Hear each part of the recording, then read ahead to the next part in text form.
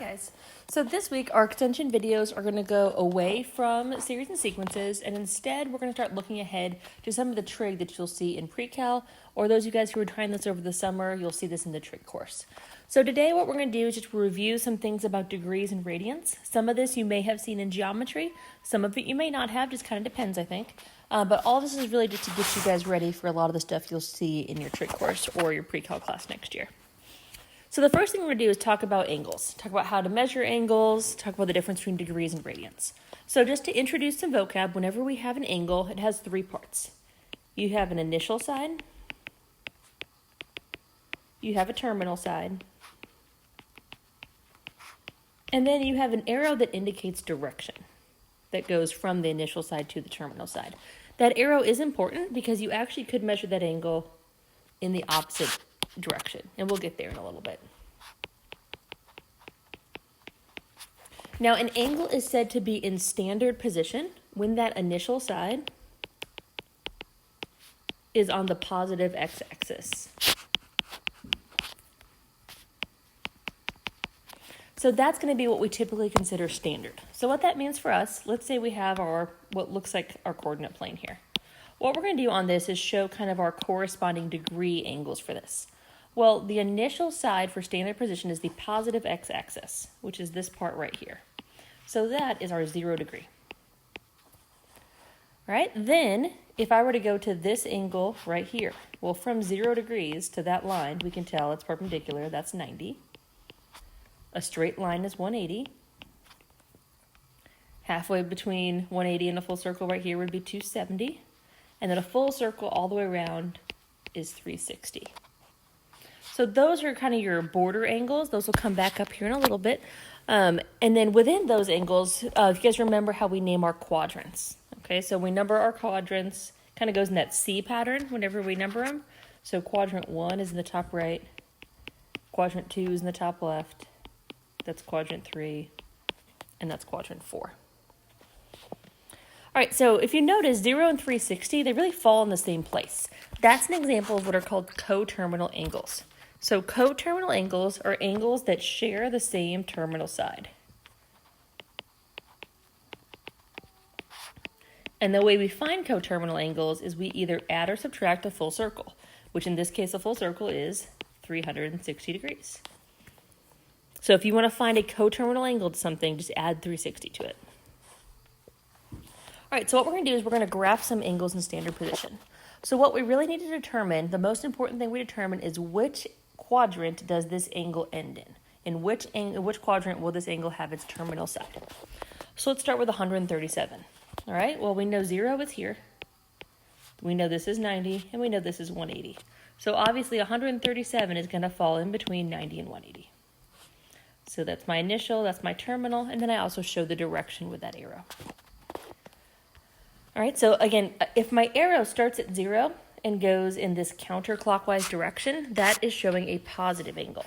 If I want to show a negative angle, I can still start at 0, but I'm going to go in the opposite direction. So I'm going to go backwards this direction. So to graph negative 60 degrees, I'm going backwards 60 degrees. So that's our negative 60 degree angle. All right, so 500 right now is kind of hard to see. We don't really know where it is. So what we need to do is we need to find a coterminal angle. And I just realized this says conterminal, not coterminal. We need to find a coterminal angle to this in order to figure out which quadrant it's going to end in. So what we do is we take 500 and we subtract 360. 500 minus 360 is going to give me 140. That means that 500 and 140 are coterminal angles. They're going to end in the same quadrant and have the same terminal side. So 140, I know, is going to end somewhere in here. But the way I show this differently, okay, if I just draw my arrow like this, that shows a 140 degree angle. So if I want to actually show that 500 degree angle, I show that I went around a full circle and then I ended at that side. So that's where 500 is. All right, and then the last one, negative 223. So I would go backwards 223 degrees. So again, I'm going backwards 90, backwards 180, backwards 223. I'm not going to go all the way to 270. So negative 223 would fall in that second quadrant. Again, if you wanted to find a coterminal angle, I could add 360 to this, and I would get 137 degrees. So negative 223 and 137 are coterminal. They share the same terminal side. The actual graph, though, looks different because, again, of the direction that it's going. Since it's negative, I'm starting at 0, and I'm going clockwise. All right, so something else we need to know when it comes to angles is what's called a reference angle. So what a reference angle is, it's when we take an angle that's basically not acute, and we find the associated angle that's going to have the same trig values with it. So in order for us to have a reference angle, there are three things it needs to be. It needs to be acute, it's made with the terminal side and the x-axis, and that's the most important part. And then we always write it as a positive angle. So 50 degrees, for example, that already is a reference angle. Right? So if I were to graph 50, that's going to fall in this first quadrant. Right there, that's my 50-degree angle. Well, 50 degrees, it is acute. It is made by the terminal side and the x-axis, and it is positive. So the reference angle for 50 is just 50. So let's find one that's not just the same. Let's look at 130. So 130 we know falls in quadrant 2. Okay, but 130 is not acute. So what I want to find is the acute angle that's made by the terminal side and the x-axis.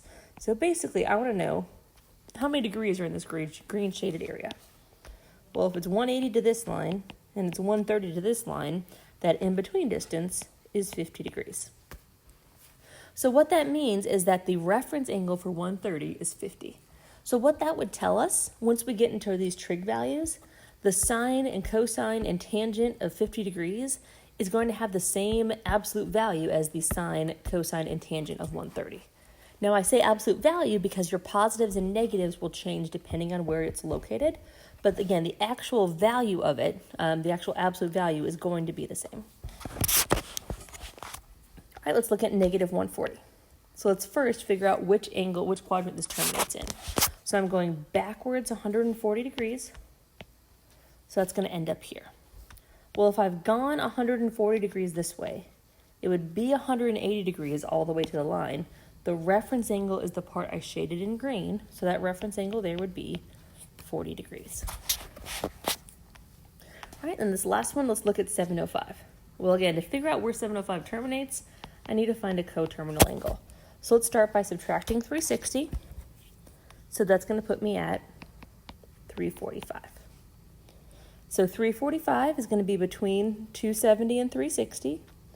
Again, if I want to graph that, I would show the full circle and then I end there.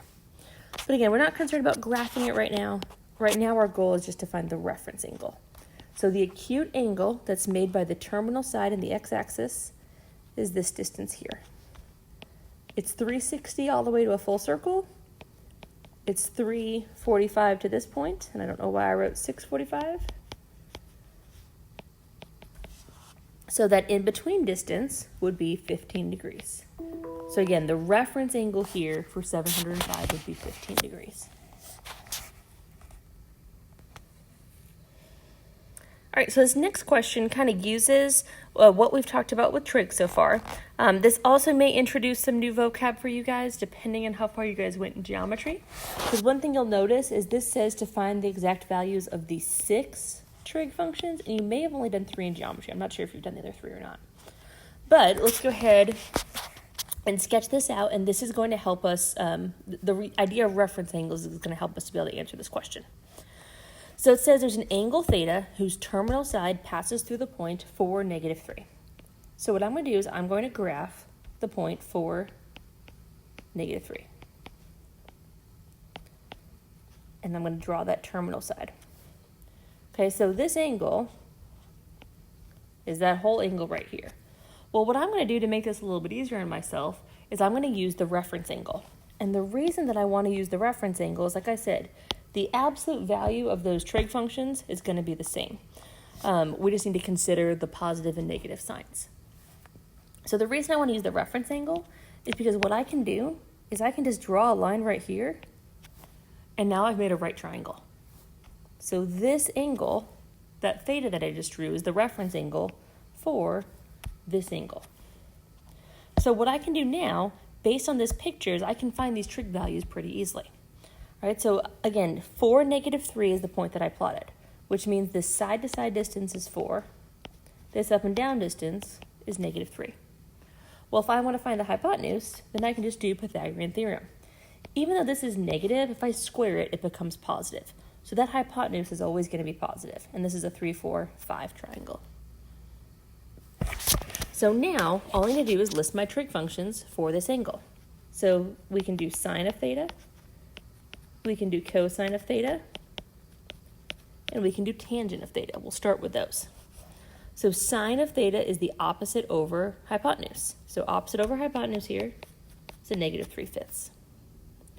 Cosine of theta is the adjacent over hypotenuse, which is 4/5. Tangent of theta is the opposite over adjacent, which is -3/4.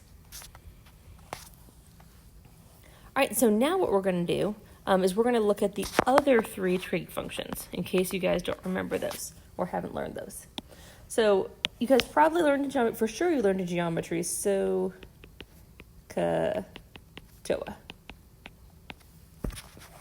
So SOHCAHTOA helped you remember those trig ratios.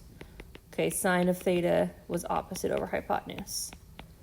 Cosine of theta is adjacent over hypotenuse.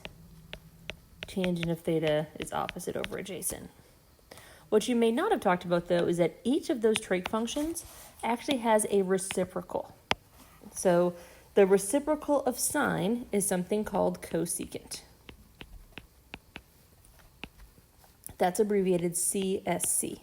So the cosecant of theta is the reciprocal. It's the hypotenuse over opposite. Cosine has a reciprocal. It's called secant. And secant of theta is hypotenuse over adjacent. So again, it's just the reciprocal. Tangent's reciprocal is the easiest to remember because it's called cotangent. And again, it's just the reciprocal. It's abbreviated COT. And it's adjacent over opposite. So those are your other 3 trig functions.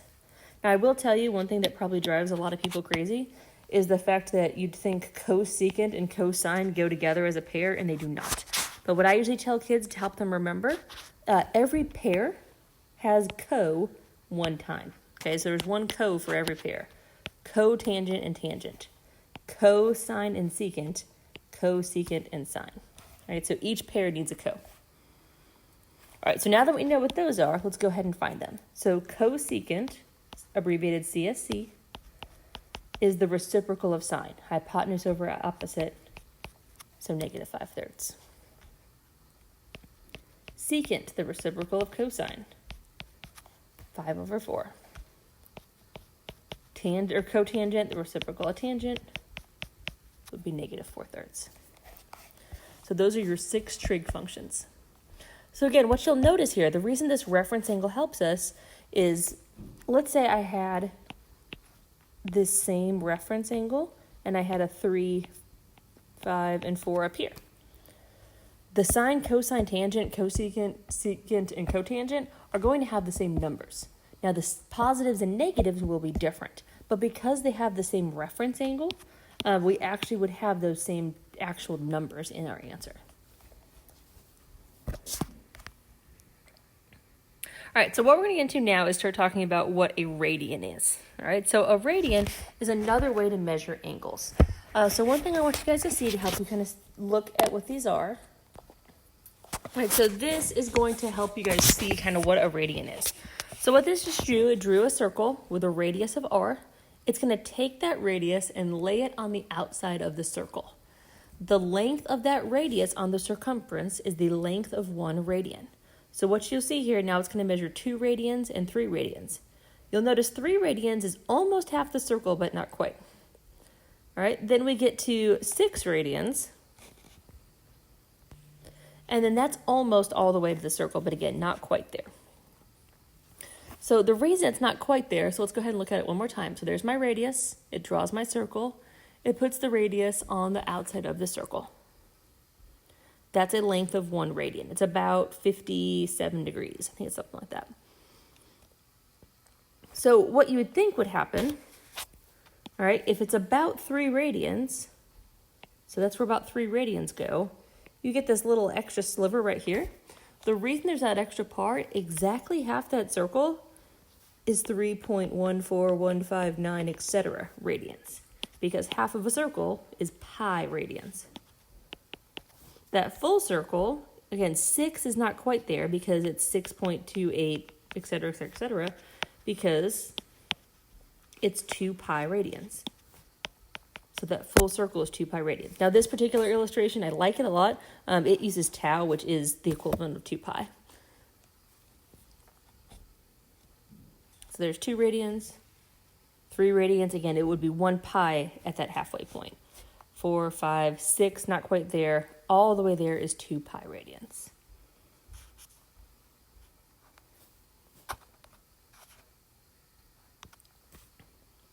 All right, so again, here's that same idea just kind of written out on paper for you. So if you take, again, that radius and you lay it out, right, that is about 1 radian right there. That radius on the circumference is the length of a radian. And then again, if we were to lay that out in our circle, we'd get a little bit more than 6, or a little, not quite at 6. That little extra part there is because it's fully 2 pi. All right, and if you can think about it, it probably makes a lot of sense to you guys as long as you remember your formula for circumference. Circumference of a circle is 2 pi r. So the number of radiuses that it would take to make that circumference is 2 pi. All right, so let's see how that compares to degrees. Well, what we just said, a full circle is 2 pi radians. In degrees, it's 360 degrees. So what that means then, we can determine what 1 degree is or what 1 radian is and use that information to convert between the two. So if I want to find how much 1 degree is, I would divide both sides by 360. And if I divide both sides by 360, then I get that pi over 180 radians is equivalent to 1 degree. I also could do this the opposite way. I could divide both sides by 2 pi. And I could determine then that 1 radian is 180 over pi degrees. So what that means, if I want to convert between these two systems, if I have degrees, if 1 degree is equal to pi over 180 radians, then what I would do is I would take my degrees and I would multiply them by pi over 180 to get the equivalent number of radians. All right, same thing. If I want to go from radians to degrees, I would take the number of radians that I have and I would multiply by 180 over pi to get the associated number of degrees. All right, so let's go ahead and do an actual example. So 5 pi over 6, I want to convert that from radians to degrees. Now, radian values, the most common ones that you guys are going to see and use, are going to have a pi in the numerator like that. Now, it doesn't have to, because like we said, we just talked about 1 radian or 2 radians, but the most frequent radian measurements you're going to see will have a pi in them. So it makes it really easy to remember which of these you're going to use, because if you're trying to get to degrees, you're typically trying to get rid of the pi. So if I multiply by 180 over pi, which is what I'm supposed to multiply by here, those pi's cancel out. And then you can reduce this before or after. I'll go ahead and divide both of these by 6. So 5 pi over 6 is 150 degrees. All right, 330. I want to go from degrees to radians. So I'll multiply by pi over 180. So 330 pi over 180. And again, at this point, I just need to reduce it. So I can divide by 10, divide by 3, and I get 11 pi over 6. So 330 degrees is 11 pi over 6 radians. All right, so the last thing that we're going to do is we're going to graph some radian values. Now, if you guys are really comfortable with fractions, all these steps that I have on here, you really don't need. And as long, like I said, as long as you understand your fractions and you can estimate about where 4 over 9 is going to fall, you don't need to go through these steps. Now, these are steps that I've shown kids before just to kind of help make this process a little bit easier to graph this in the right quadrant. But really, again, what you need to do is you need to determine which quadrant will 4 pi over 9 land in. Once we know that, we also want to be able to determine the reference angle.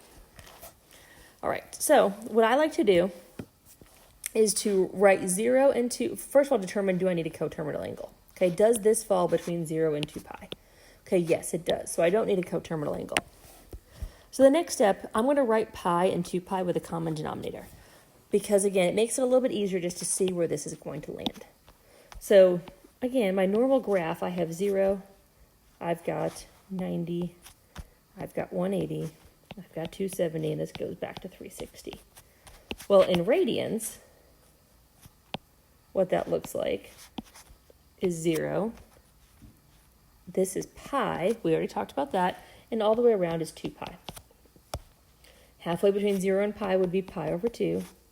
Halfway between pi and 2 pi would be 3 pi over 2. But I'm going to take those ones off for right now. We're just going to focus on pi and 0 and 2 pi. So I want to write it with a common denominator just to make it a little easier to see where this 4 pi over 9 is going to land.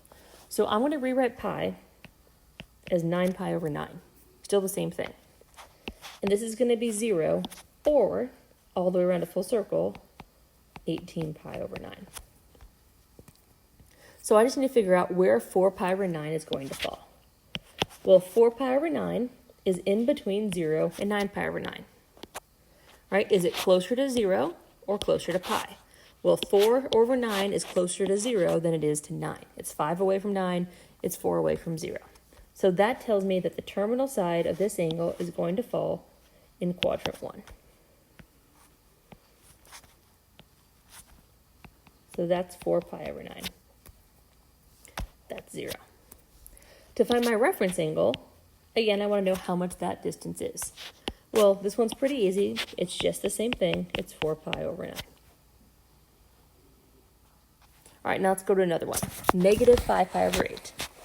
Now again, if you're pretty comfortable with the fractions, you might be able to look at this and just determine which quadrant it's going to go in. And if you can do that, that's great. If not, if it's a little bit harder, what I would recommend doing is finding a coterminal angle between 0 and 2 pi. So what I'm going to do, a coterminal angle, we normally add 360, but since it's in radians, we're going to add 2 pi. Well, in order to add 2 pi, I need a common denominator.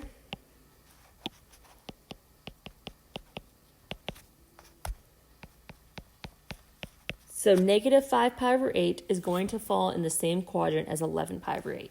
So if this one is easier to work with, go ahead and work with that one. If it's not, then you can work with your negative, that's fine. All right, so let's figure out where 11 pi over 8 is going to fall. So 0, 1 pi would be 8 pi over 8.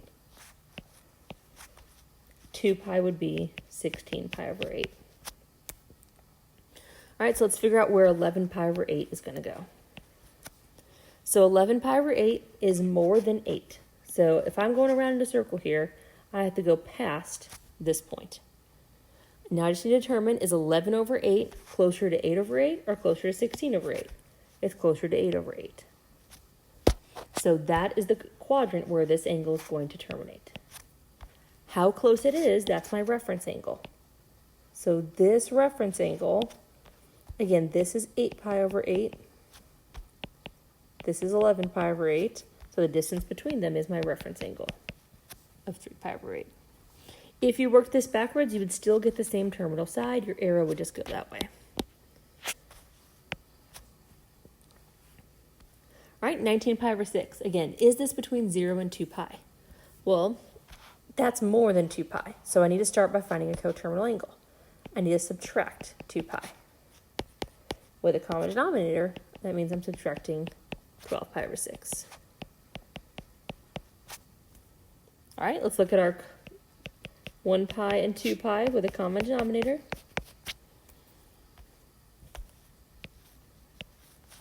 Let's figure out where 7 pi over 6 is going to go. So there's 0. I'm going past 6 pi over 6, not quite to 12 pi over 6. 7 pi over 6 is closer to 6 pi over 6. So I'm in the third quadrant. The reference angle, the distance between those two, is pi over 6.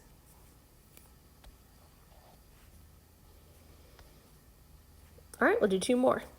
23 pi over 13, that is between 0 and 2 pi. We don't need to worry about coterminal angle. Common denominator, 1 pi is 13 pi over 13. 2 pi is 26 pi over 13. So here's 0. There's 13 pi over 13. Here's 26 pi over 13. All right, so 23 pi over 13 is more than 13. Not quite at 26, but pretty close. It is closer to 26 than it is to 13. So that's my terminal side. Reference angle is the distance between those. So the difference in those distances is 3 pi over 13. All right, then last one, negative 11 pi over 6. Again, if you want to find a coterminal angle, I think that makes this a little bit easier. Let's add 2 pi. And then again, at this point, you could either add it again to get a positive angle to work with, or if you're comfortable with these and figure out where it is, you could just find where that negative angle is. I'm going to go ahead and add it, though, to make it a little bit easier. All right, so pi over 3 has the same reference angle. It was a coterminal angle to negative 5 pi over 3 and negative 11 pi over 3. So let's write our 1 pi and 2 pi. So there's 0. There's 1 pi. So we're not going to go around to 2 pi. It doesn't go past that point. 1 pi over 3 is closer to 1 than it is to 3. So that reference angle is just that distance right there, which is pi over 3. All right, so that's it for the kind of introduction to radians. Again, probably the most important thing to really understand about this is how to really convert between the two forms, and also how to determine where the terminal side of a radian value is. So reference angle, we'll talk about that a little bit more in the next extension video. But again, determining where that which quadrant that terminal side falls in is going to be really helpful for you guys going forward.